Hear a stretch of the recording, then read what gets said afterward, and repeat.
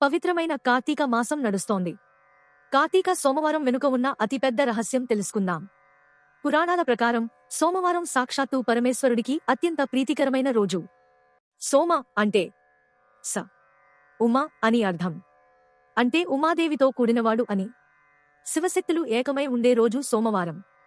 అలాంటి సోమవారం హరిహరాదులకు ప్రీతికరమైన కార్తీక మాసంలో వస్తే దాని శక్తి అసాధారణంగా పెరుగుతుంది. ఈ మాసంలో శివుడు సదా తన భక్తులకు అందుబాటులో ఉంటాడు. శివాలయంలో దీపం వెలిగిస్తే కోటి యజ్ఞాలు చేసిన ఫలం లభిస్తుంది. నదీ స్నానం చేసి ఉపవాసం ఉండి సాయంత్రం నక్షత్ర దర్శనం తర్వాత దీపం వెలిగిస్తే మీరు చేసిన చిన్నపాటి పూజ కూడా కోటి రెట్లు పుణ్యాన్ని ఇస్తుంది. దీనినే కోటి సోమవారం అని కూడా అంటారు. అందుకే ఈ రోజున చేసే ఒక్క వ్రతం కోటి సోమవారాలు చేసినంత ఫలితాన్నిస్తుంది. హిందూ పురాణం నుండి చిన్న కథ తెలుసుకుందాం. కాశ్మీర దేశంలో కర్కస అనే పేరుగల ఒక స్త్రీ ఉండేది. ఆమె పేరుకు తగ్గట్టుగానే అత్యంత దుర్మార్గపు ప్రవర్తన కలది. పాపాలు చేసింది. ఫలితంగా భయంకరమైన వ్యాధితో బాధపడి మరణించి తరువాతి జన్మలో శునకంగా జన్మించింది. ఆ శునకం ఒక ఊరిలో తిరుగుతూ ఒకరోజు కార్తీక సోమవారం నాడు ఒక వేద పండితుడి ఇంటి ముందు ఆకలితో ఉంది.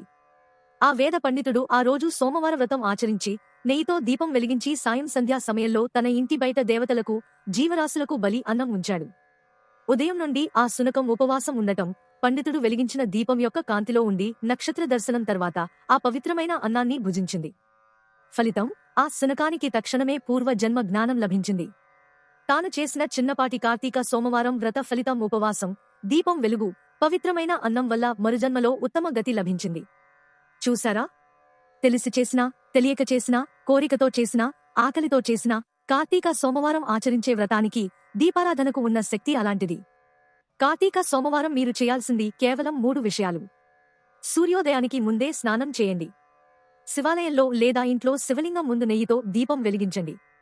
ఓం నమః శివాయ అని మనస్ఫూర్తిగా స్మరించండి. ఇంతే. కోటి సోమవారాల పుణ్యం మీ సొంతం. ఈ అద్భుతమైన రహస్యాన్ని అందరికీ షేర్ చేయండి.